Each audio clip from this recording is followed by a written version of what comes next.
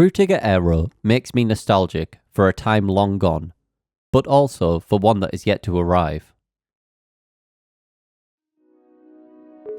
Glossy textures, green fields and blue skies, bubbles, fish and futuristic cities, lens flare and bokeh, nature and humanity in perfect harmony with technology. If, like me, you were born in the mid to late 1990s, you most likely recognise this aesthetic from your childhood. Perhaps, also like me, you look at these images and see a future that our generation eagerly awaited. A future which seems to become increasingly divorced from our present as the years tick by. Let's explore the world of Frutiger Aero and why Generation Z looks back on this aesthetic so fondly. This video is part of a series on internet aesthetics. I've previously covered liminal spaces and weirdcore. You can find these videos on the channel. Frutiger Aero is a term coined retrospectively for an aesthetic which dominated technology, web design and advertising between around 2004 and 2012. At the time, the aesthetic was simply referred to as Web 2.0 gloss, or went unnamed. It wouldn't be until 2017 that Sophie Lee of the Consumer Aesthetics Research Institute would create the term Frutiger Aero. Once it had a name, the aesthetic received viral interest in the early 2020s, and, as is typical of the 20-year cycle, began to be viewed as nostalgic by those who grew up with it. You may be thinking to yourself, what is Frutiger and why is it Aero? Well, let's break it down. Frutiger comes from Swiss designer Adrian Frutiger, who is best known for creating humanist fonts such as Univers, Avenir, and of course, Frutiger. These fonts were designed in the mid to late 20th century and were intended to be clear and legible at small sizes, making them ideal as the basis for the sans serif fonts such as Seago utilised on computers. Aero was the design language Microsoft introduced in Windows Vista, and is characterised by glass frames and dynamic lighting effects, which at the time in 2007 were a huge departure from Windows XP's iconic Luna theme. Together, the term Frutiger Aero evokes a sense of human-focused design characterised by glass accents and natural motifs. The technology that we grew up with has come to epitomise Frutiger Aero design. At a time when televisions were still mostly massive CRTs and broadband had only recently replaced dial-up, new and innovative pieces of tech began to appear. The HD era was just beginning, and things seemed exciting and hopeful. Windows Vista is the absolute poster child of Frutiger Aero design. Despite the hatred for the operating system at the time, it is now looked back on fondly for its futuristic and daring aesthetic. My primary school purchased a new laptop in 2007. It was a sleek Sony Vaio and came installed with Vista. I remember seeing the OS for the first time and being absolutely fascinated by how new, clean, and modern it looked. The calendar looked like a real calendar. The clock looked like a real analog clock. In comparison to XP, which was the OS that the rest of the network ran on, this was highly futuristic. At the same time, Mac OS X Leopard was introduced, featuring many of the same futuristic design choices as Vista. Just look at the reflective qualities of the dock, the glossy icons and naturalistic Aurora wallpaper. In terms of video games, look for example at the Nintendo DS and DS Lite. The original DS came out in 2004, at the tail end of the Y2K design era, replaced in 2006 by the much slimmer, glossier, and sleeker DS Lite. The original DS design was akin to the Game Boy Advance in terms of looks, whereas the DS Lite put one foot firmly in the future, with its minimalist aesthetic, and was available in a range of appealing pastel colours. The DS Lite felt like something designed for everybody. It wouldn't look out of place on your coffee table, or even your grandma's coffee table. Something that blended into everyday life and offered convenience. A piece of tech that bettered your existence. Even Nintendo stores incorporated Frutiger Aero-like design at the time, showing their commitment to this futuristic aesthetic. The same can be said for the Wii.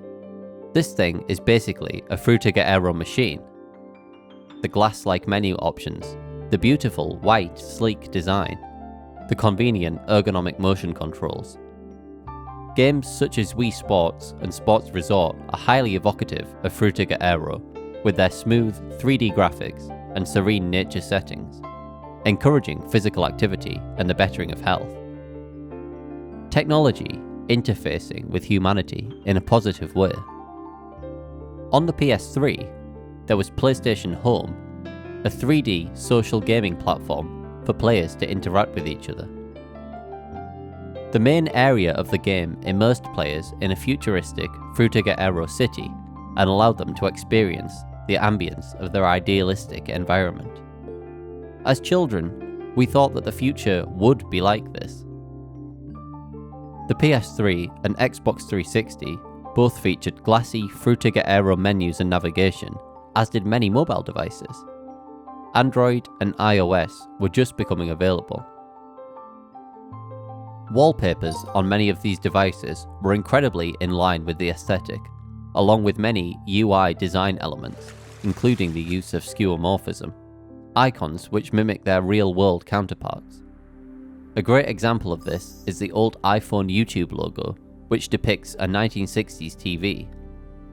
The concept of YouTube and online video sharing was only just becoming mainstream, and small details like this helped introduce the first generation of smartphone users to ideas which are now so commonplace. Samsung had a strong focus on health and well-being with their S-Health app, while Apple offered novel concepts like payment on your phone. Many of the features advertised for these phones were about bringing people together, more often than not in an outdoor setting, which yet again utilized elements commonly associated with Frutiger Aero.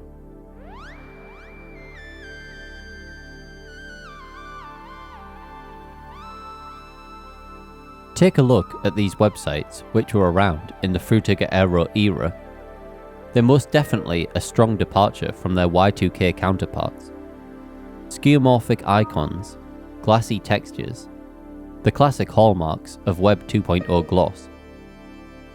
In the era before broadband, much of this graphical style would have been too taxing on computers and internet connections. Social media was emerging at this time.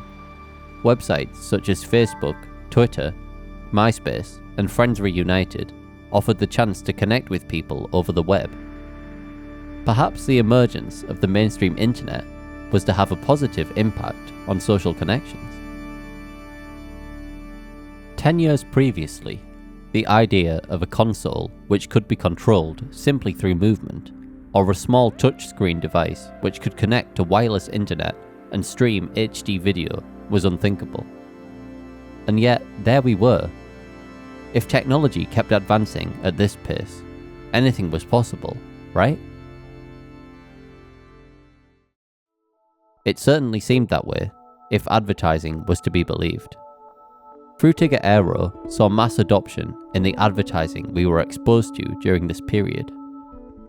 The clean and eco-forward aesthetic was perfect for companies looking to market their products as environmentally friendly, modern, and capable of bringing people together in an era where concern was building around the isolating nature of the internet. The fresh, clean visuals of this McDonald's ad still look so appealing, even though the average experience in a UK McDonald's is more like this. The emergence of the first hybrid and electric vehicles, along with the first wind farms and solar panels being introduced, play perfectly with this aesthetic, and helped companies market themselves in an appealing, environment-forward way. This is where I believe my generation's fascination with the aesthetic stems from. You'll often hear Frutiger Aero described as the future we were promised. The promise of technology that benefited humanity through connecting us with each other and benefited the environment through renewable energy.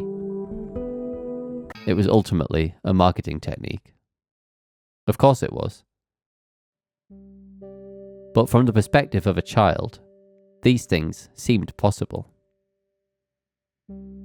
In the 20 years since the emergence of Frutiger Aero and the decade since its demise, the world has edged ever closer to the devastating effects of climate change and has suffered mass disinformation campaigns across social media, while the individual has become more and more isolated.